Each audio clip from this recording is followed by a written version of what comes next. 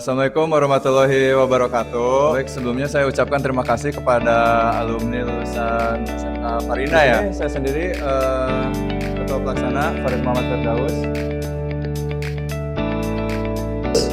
Saya Muhammad Nuri Cahyat. Saya Mega Puspitasari. Saya Najmida Pariski.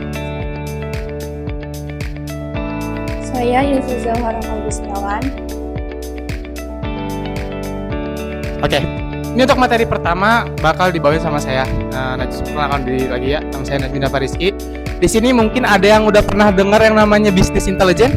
Kan bisnis intelligence itu kan dibagi dua kata, ada bisnis sama intelijen. Bisnis itu bisa dibilang kayak usaha. Oke? Kita punya bisnis, kamu punya bisnis apa? Kita bisnis apa? Oke, intelijen. Kita biasa sehari-hari kok AI, artificial intelligence gitu. Intelijen, ada yang tahu intelijen sebelumnya? Bisa dibilang kecerdasan. Tapi bisnis intelijen ini kalau digabungin bukan berarti usaha yang cerdas kayak gitu ya. Tapi bisnis intelijen itu sendiri adalah kumpulan proses, teknologi, dan alat untuk mengubah data mentah menjadi data atau informasi yang berguna.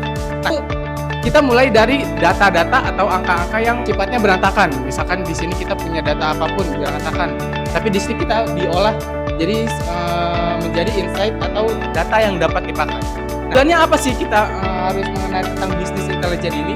Nah, untuk tujuannya sendiri itu mendukung pengambilan keputusan berbasis data dan bukan tebak-tebakan. Nanti kalau misalkan udah kerja ataupun bakal kuliah, nanti bakal menghadapi namanya ngolah data. Di sini kita pakai software atau aplikasi yang bernama Power BI, Power Business Intelligence.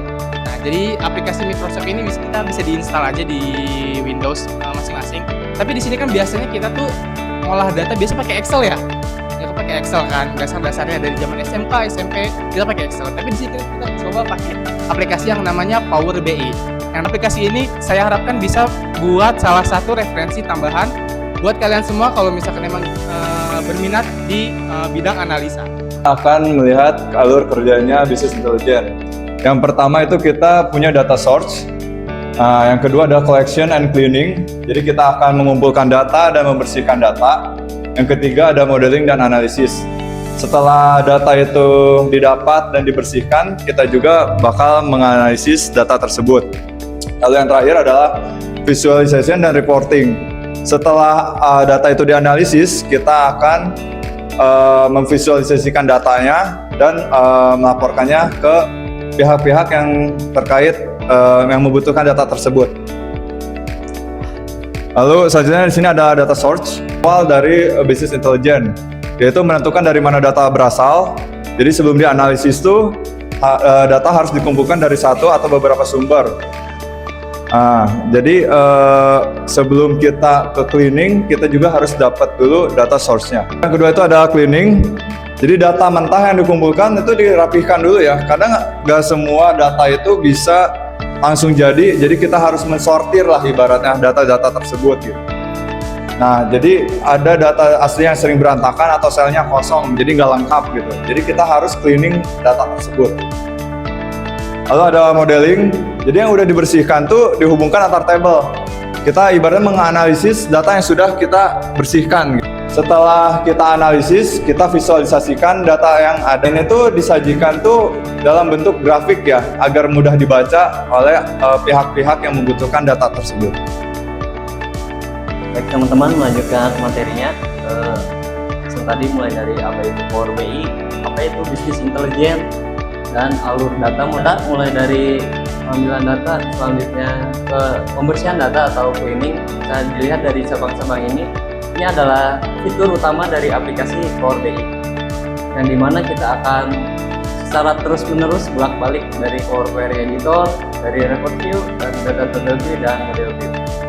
Oke, ini tampilan Power Query Editor. Bisa kelihatan ya? Wajar agak gelap karena biasanya programmer pakainya yang gelap-gelap ya. Fitur Power Query Editor ini tujuannya adalah untuk membersihkan dan transformasi data sebelum analisis. Kita punya sumber datanya gitu. Nah, di langkah Power Query Editor ini, dari data mentah tadi kita bisa merapikan datanya, membersihkan, dan siap untuk lanjut ke tahap analisisnya. fitur dari Power BI yaitu Report View. Di Report View ini tujuannya adalah menghasilkan tabel, diagram atau grafik yang bisa dijadikan dashboard utama gitu. Tabelnya tadi kita sudah rapikan, sudah dibersihkan dan dapat terdiri tabel-tabel yang sudah dibersihkan tadi. Oke, sekarang kita ada di fitur-fitur utama yang dimiliki oleh Power BI Desktop. Sebenarnya fiturnya yang dimiliki Power BI Desktop itu ada banyak, tapi kita nggak perlu hafalin satu-satu, yang penting kita tahu alurnya aja. Alurnya itu adalah dapat data, pembersihan, terus olah data, kemudian sajikan, terus publish atau sajikan. Nah, di sini itu bisa dikelompokkan. Kalau mau ambil data atau membersihkan data itu pakai get data dan Power Query.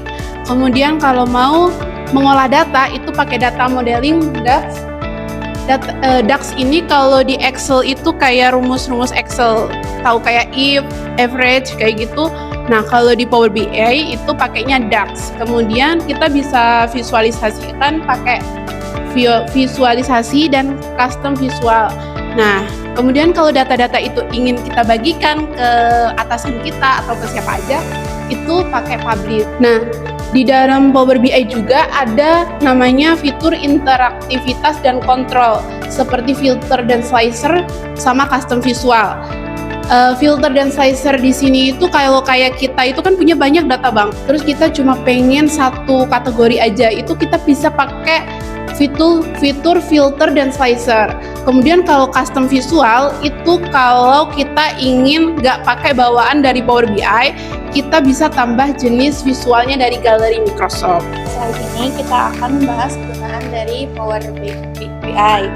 Yang pertama ada keputusan cepat dan akurat. Power BI membantu kita mengambil keputusan secara lebih akurat, dibuat berdasarkan data bukan asumsi. Yang kedua itu menemukan pola dan tren, misalnya penjualan naik tiap akhir tahun. Yang ketiga memantau kinerja KPI berdasarkan target versus realisasi dalam satu layar. Yang keempat, pelaporan otomatis seperti laporan interaktif. Yang kelima itu deteksi masalah dan peluang seperti produk laris, peluang utama, dan wilayah yang lemah. Jadi Power BI ini tidak hanya mengubah data menjadi grafik, tetapi juga membantu mengubah data menjadi lebih informatif yang berguna untuk mendukung pengambilan keputusan.